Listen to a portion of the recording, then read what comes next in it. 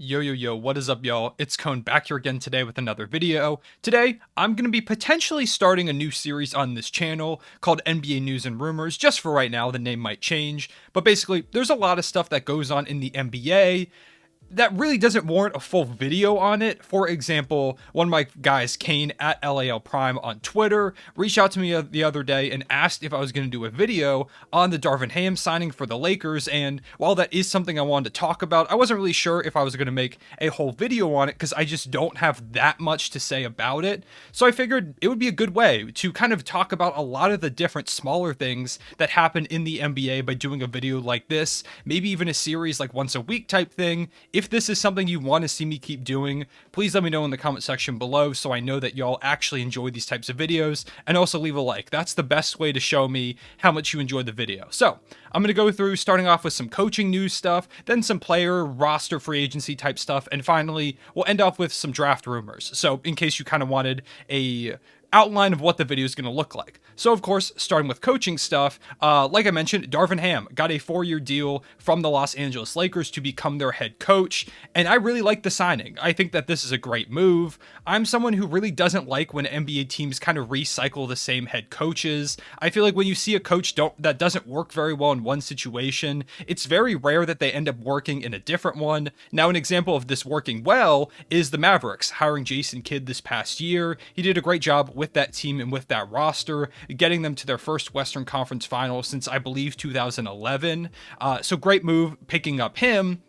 But there have been examples in the past where it just kind of really hasn't kind of worked out. So I like the idea of bringing in a fresh face in Darvin Ham, who hasn't been a head coach before. He's gotten a lot of praise from his past players, and I just think that coming from that championship Bucks coaching staff, I think that's a great move to pick him up as a recent champion. I think he's going to do a great job. I really like that hiring from them. If they had went with like a Terry Stotts or like a Mark Jackson or something, it would have been a huge L in my opinion. But instead, I think they get an A+ for this hire as of right now. Obviously, haven't seen him coach yet, but I like what they've done so far.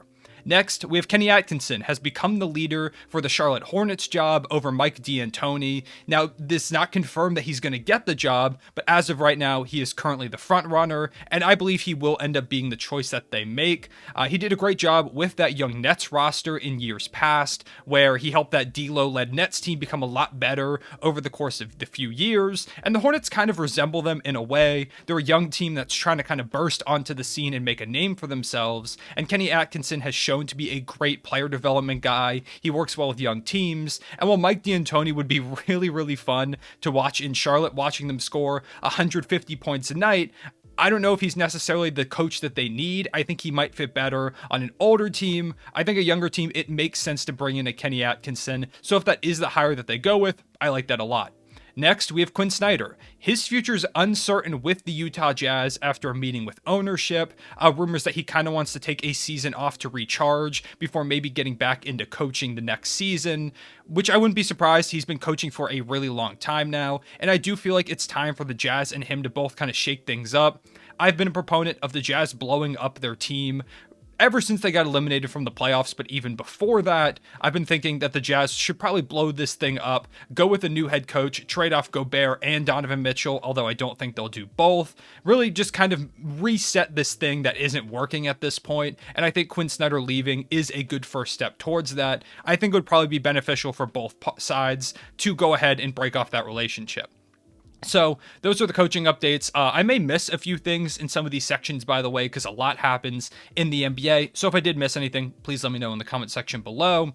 But now let's move ahead into player stuff. One of the biggest news pieces that has come out in the past week or so is that Russell Westbrook is very likely going to be in Los Angeles for next season, on the Lakers, that is, no move to the Clippers.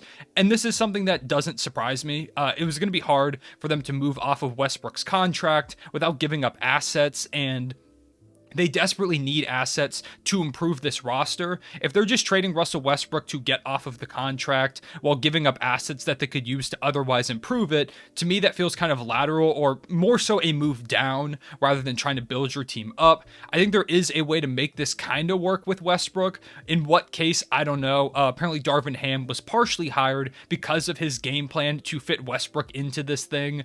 The Lakers have to make a lot of moves and they don't have many assets, so giving up one of their critical assets in like a future first round pick to just get off of Russ's contract would feel like a really bad move in my opinion.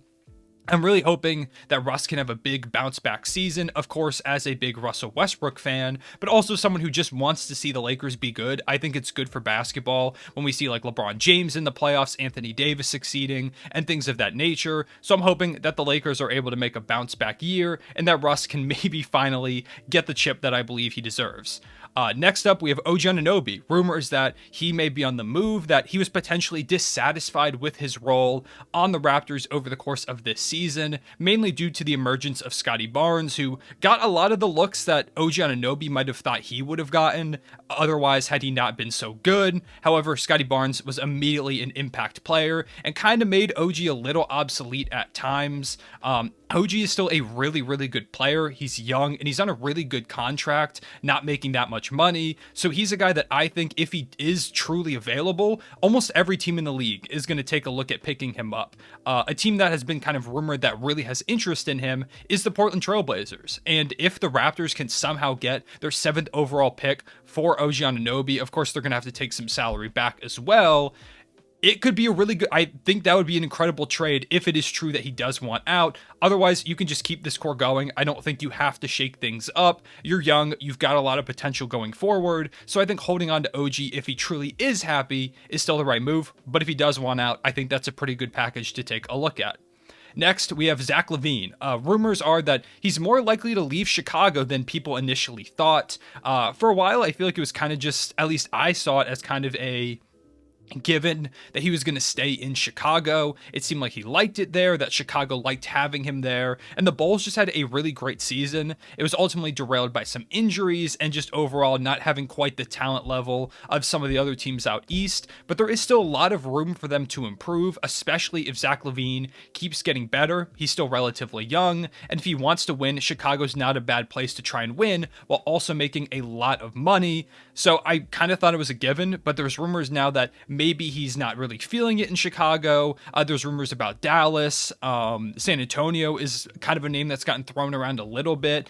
So maybe he'll be in some kind of sign and trade to like a Dallas or something like that for a Jalen Brunson. But overall, we don't truly know yet. It just kind of seems like something that should be on your radar if you're a Bulls fan, that Zach LaVine may be more likely to leave than you thought. Finally, we've got rumors coming from the Brooklyn Nets that they're kind of unwilling to give Kyrie an extension due to his injury history, the issue with the whole vaccination thing, amongst others. There's rumors that they could look to do a sign-and trade with him. What team would take him on? I'm not sure. I'm sure any of them would like to have Kyrie Irving.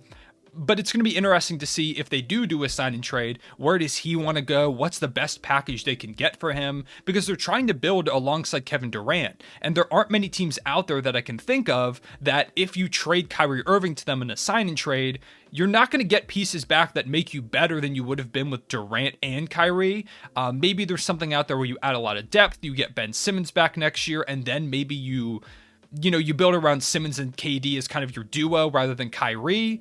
But even still, to me, it still feels like the best course is to keep Kyrie going forward. Maybe he's willing to take a shorter term deal. Who knows? But all in all, it's a lot of things are going wrong for a Brooklyn Nets team that a couple seasons ago when they picked up James Harden, it felt inevitable that they were going to take a ring at some point or at least make a conference finals. However, they've done neither of those things, and now things aren't looking good, especially when you consider the fact that KD reportedly has not spoken to the Nets since the end of the season. I don't think that's anything to be too worried about because there's not really much going on right now. KD's probably on vacation. He's just chilling, watching the NBA playoffs and battling with people on Twitter. So he's probably not super concerned about roster moves at this point. I'm sure when the draft rolls around and free agency, he'll be a lot more involved. However, maybe it really is something bigger than that, and this Nets thing is blowing up more than we think.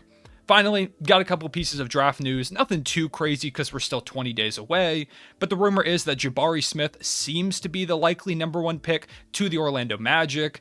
Nothing confirmed, but a lot of draft experts are saying that barring something changing, Jabari at the moment is going to be the number 1 overall pick. Of course, that could change in like a matter of a few hours when the Orlando Magic do like a workout with Chet or something like that, or even Paolo. Maybe their mind shifts, but for right now, it seems like he may be their guy. There's also rumors that OKC could be interested in Jaden Ivey.